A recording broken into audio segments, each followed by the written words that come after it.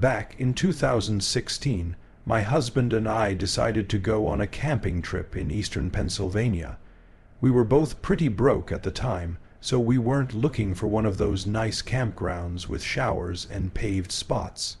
We wanted something primitive. We found an area where camping was free, basically just undeveloped state forest land. There was barely a road, no cell service, and according to the map, we were miles from the nearest tiny town. We were looking for total isolation, and we definitely found it, but we weren't as alone as we thought. On the way in, driving down this muddy, rutted-out gravel trail, we passed two people who, looking back, were huge red flags. I don't know for sure if they were connected to what happened later, but they set the tone for the whole trip. The first was a woman standing next to a pickup truck pulled off to the side of the narrow road. She had the hood popped open. Usually, my husband is the type of guy who will stop and help anyone. He's got jumper cables and tools in his trunk, and he's pretty handy. But as we got closer, he just slowed down a little, looked at her, and then kept driving. I asked him why he didn't stop. He said something about her that just felt off. He told me when people are stranded out here, they look relieved when they see another car. They wave their arms, they try to flag you down. She didn't do any of that. She just stood there staring at us like she knew we were going to stop. I hadn't noticed that detail, honestly. I just saw a woman in trouble, but I trusted his gut. We kept driving for another 20 minutes until we found a clearing that looked decent. It had been raining a lot that week, so everything was soaked. The ground was basically just mud and wet leaves, but we found a slightly higher patch of ground to pitch the tent. While we were setting up, trying to get a fire going with damp wood for hot dogs, we had our second weird encounter. A beat-up blue sedan drove past us slowly. It was weird because the road didn't really go anywhere except deeper into the woods. About 10 minutes later, the same car drove back the other way. The driver, a middle-aged guy with a thick beard, was staring right at us as he passed. He didn't wave or nod. He just watched us until he went around a bend. 15 minutes after that, he passed again, going back into the woods. My husband was getting uneasy. He pointed out that the guy had no camping gear in his car. He was just driving back and forth on a dead-end dirt road. We briefly debated packing up right then. The vibes were bad, but we had already driven around for 2 hours trying to find a dreich spot, and the mud on the main track was getting worse. We figured if we moved, we'd just leave tire tracks right to our new spot anyway, so we rationalized it. Maybe he was just a local looking for a spot to hunt, or maybe he was just weird. He didn't come back a fourth time. We ate our hot dogs, drank some water, and goofed off until it got dark. The woods get incredibly dark when there's no light pollution. We crawled into the tent around 10:00, and despite the earlier weirdness, we fell asleep pretty fast. Sometime around 3:00 a.m., I was jolted awake by the loudest sound I have ever heard in the woods. I can't even describe it perfectly. It didn't sound like an animal. It sounded mechanical.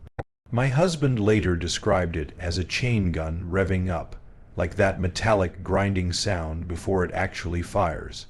Another way he described it was like someone dragging a metal shovel over gravel, but amplified through a massive loudspeaker.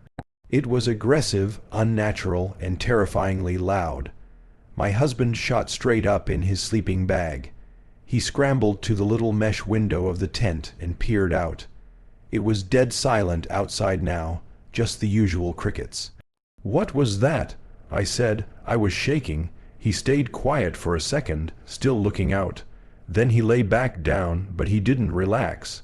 It was probably just some machinery way off in the distance. He told me back. "Sound carries weird out here. Go back to sleep."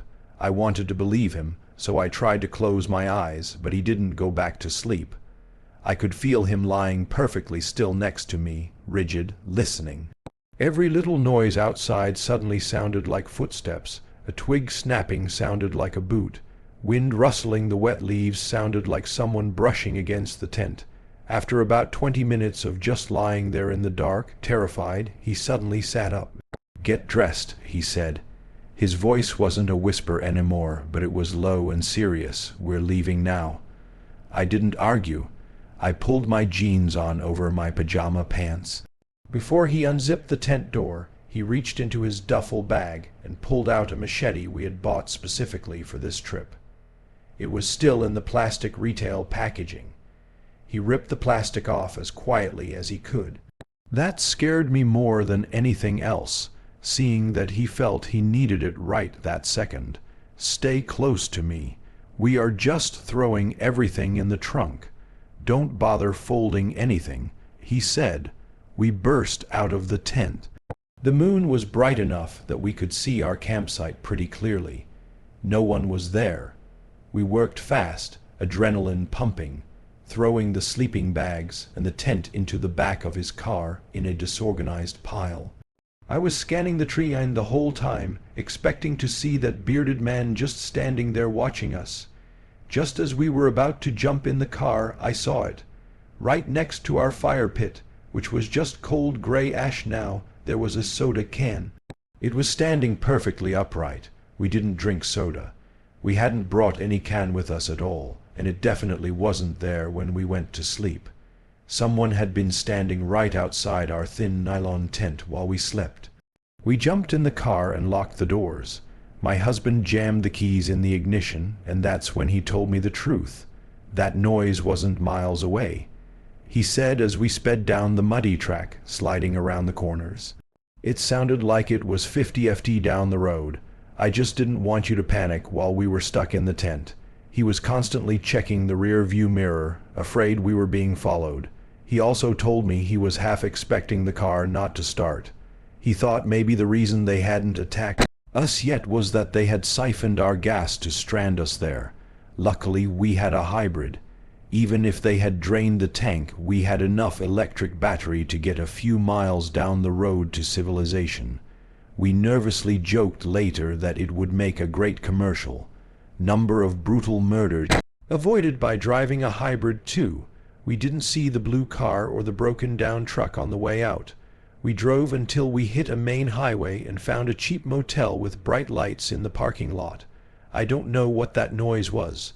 I don't know if it was the man in the sedan trying to scare us out of the tent or something else entirely, but I know someone was close enough to hear us breathing while we slept, and they left that soda can to let us know.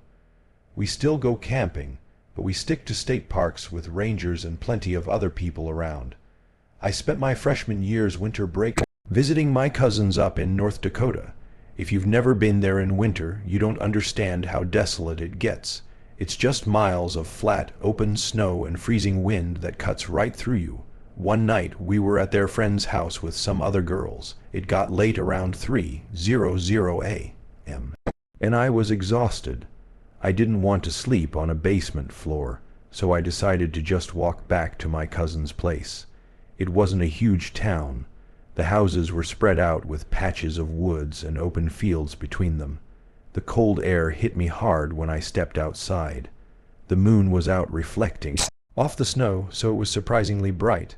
I took the usual path, which cut straight behind the friend's house, through a wooded area, and then across a large open field to my cousin's neighborhood. I was shuffling through the deep snow, head down against the wind, just trying to get home fast. I happened to look up and to my left about 10:00 from where I was standing, maybe 75 yards away near the edge of the trees. There was another figure walking in the opposite direction. I saw him a split second before he saw me. When he noticed me, he jerked his shoulders up, obviously startled. I laughed out loud. It was just a nervous reaction because he scared me. I gave a little wave like, "Oops, sorry, you startled me." He didn't wave back. He just stopped dead in his tracks and stared at me. I stopped too, thinking he might say something. That's when I realized he was wearing a full-face ski mask. It wasn't that weird because it was freezing out, but he was huge, really tall. We just stood there for what felt like forever. Two strangers in the middle of nowhere at 3:00 a.m. A massive shock went through my heart, and it wasn't from the cold. My gut told me I needed to Leave right now." I turned away from him and started walking fast toward the path. I glanced back over my shoulder. He wasn't standing there anymore. He was running straight at me. Pure adrenaline kicked in. I knew if I stayed in the open field, he'd catch me easily. I made a split-second decision and bolted straight into the thicker part of the woods, hoping I could lose him in the trees. The snow was deeper in there, and I kept tripping over roots I couldn't see. I could hear him crunching through the snow behind me, heavy footsteps getting closer. I pushed harder, my lungs burning. Suddenly, up ahead in a small clearing, I saw two more figures standing perfectly still. They were also wearing ski masks. I almost stopped, thinking maybe they could help, but then they both raised their hands slowly and waved at me in perfect unison. It was the creepiest thing I'd ever seen. They weren't friendly waves. It felt like a trap. I didn't follow the path toward them. I veered hard to the right, plunging deeper into the totally untouched woods where it was pitch black. I ran until I couldn't breathe anymore, until my legs gave out and I collapsed in the snow. I listened, silence. No crunching footsteps, no heavy breathing. I had lost them, but I was completely lost myself. I wandered for probably an hour, freezing to death, until I saw a dim yellow light through the trees. It was a small, run-down cabin. I didn't care who was in there. I was going to freeze if I didn't get inside. I pounded on the door, shivering violently. After a minute, an elderly woman opened it. She looked confused but kind. I quickly explained that I got turned around walking home and was freezing. She ushered me in immediately, gave me a blanket, and made me some hot tea. She was incredibly sweet, exactly the kind of grandma figure you'd want to find. She told me it was too dangerous to walk back now in the dark, but I could sleep on her couch. "My son will be here first thing in the morning," she said. "He has a truck. He can drive you to your cousin's." I was so relieved I almost cried. I slept heavily, exhausted from the terror. I woke up to the smell of coffee and the sound of a heavy door closing. "Good morning, dear," the old woman said from the kitchen. "My son just got here." I sat up, rubbing my eyes, and looked toward the door. A man was standing there stomping snow off his massive boots. He was huge. He was wearing the same dark jacket and pants as the man from the field. He looked up at me, and my blood ran cold. He wasn't wearing the ski mask anymore. He was holding it in his hand. It was him, the same guy who chased me. He didn't look surprised to see me. He just stared, a weird half-smile on his face, ready for that ride. He asked. His voice was deep and flat. "I actually think I know where I am now."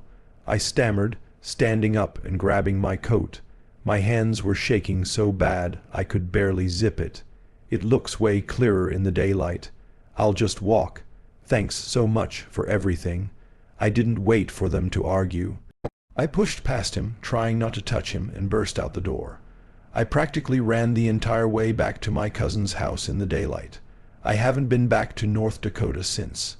I remember when I was 18, just old enough to be considered an adult in our local scout group. It was basically like Boy Scouts, but we called it the Youth Rangers or something similar in our area. The big rite of passage for us was the 3-feather challenge. It was supposed to build character, teach survival skills, that kind of thing. First day, no food at all, just water.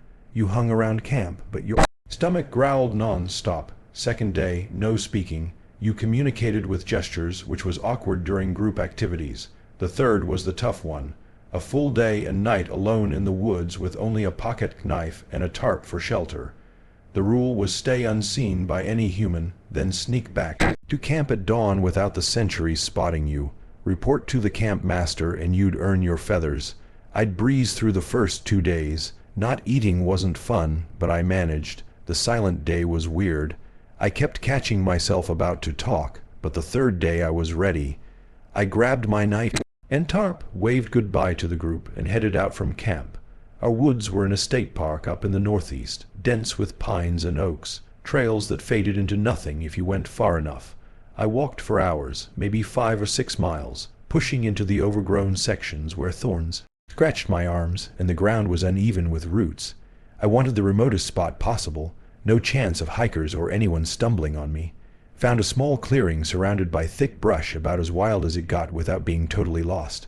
I set up my tarp between two trees like a lean-to, and sharpened a stick with my knife just to pass the time. The day dragged. I hiked around a bit, careful not to leave the area, watched some birds and thought about life. As the sun set, it got spooky. The wood's noise changed. Wind rustling leaves, distant owls hooting, branches cracking like something was out there, but nothing happened. I curled up under the tarp, knife in hand, and dozed off in fits. Woke up a few times to rustling, but it was probably deer or raccoons. No big deal. Almost dawn, sky turning gray. I figured I'd pack up soon and sneak back. But I was sweaty and dirty from the day before, and there was a lake nearby. I'd seen it on the map, maybe a /4 mile away. Thought a quick swim would wake me up, wash off before the hike back. No one around that early, right? I stripped down, left my clothes by the tarp, and walked barefoot toward the water. The ground was cold, wet with dew, and sticks poked my feet. Got close to the lake edge, pushing through reeds, and that's when I saw them. A group of guys, 4 or 5, out on the bank with fishing poles. Early morning anglers, probably locals. They were quiet, casting lines, and didn't notice me. Damn, I thought, can't let them see me, breaks the rule, so I turned back, careful not to make noise, heading to my spot to grab clothes and leave. That's when it happened. One step, the ground felt soft like moss, but then it gave way. No warning, just a crunch, and I dropped. Sank up to my armpits in this thick, slimy mess. It was cold and warm at the same time, chunks floating around me, and the smell, oh God, the smell hit like a punch. Rotten meat, blood, all mixed and fermented. I gagged instantly, while rising in my throat. Tried to pull myself up, but my hands sank into it, grabbing fistfuls of what felt like organs, slippery and stringy. I screamed, couldn't help it. Pure panic. It was a pit, maybe dug by poachers. I'd heard stories from rangers, guys illegally hunting deer, dumping guts in hidden spots to hide evidence. This one must have been there for weeks, rotting in heat, maggots probably crawling in it. I was covered, face, hair, everything. Blood and offal stuck to my skin, dripping. I clawed at the edges, dirt crumbling, and finally hauled myself out on my belly, weeping from the stench in shock. Had to get clean. The lake was the only thing on my mind. I staggered up naked and coated in that filth and ran toward the water. Didn't think about the fishermen, just needed to wash it off. My feet slapped the ground, screaming the whole time, tears mixing with the rot on my face. From their side, I can only imagine. They're out there peaceful dawn, fishing when this ungodly yell echoes from the woods. They drop rods, run over to check. Maybe someone's hurt, an accident. Bushes part and out crawls this thing. A kid-shaped monster plastered in red-black gore, bits hanging off, eyes wild. It's shrieking, sobbing, and then charges right at them. One of them panicked, grabbed a hunting rifle from the ground and fired. The shot whizzed right past me, hitting the dirt near my feet. I screamed louder and dove straight into the lake, heart pounding so hard I thought it would burst. When they saw me splashing, they realized it was just some terrified kid. The guy with the rifle lowered it, shouting apologies. They stood there stunned, and one called out, "Hey, you okay, kid?" Another came closer, face pale, seeing I was human and not whatever horror they thought. I explained between gasps, scout challenge, fell in a gut pit. They helped me out, lent a shirt, and called the rangers. Failed the challenge, obviously. Got seen big time, but the camp master let it slide after hearing. Still, that smell haunted me for days. Showered 3 times, but it lingered in my nose. Never went back to those woods. Poachers got busted later, and the pit was filled in. But man, that morning felt like hell on earth.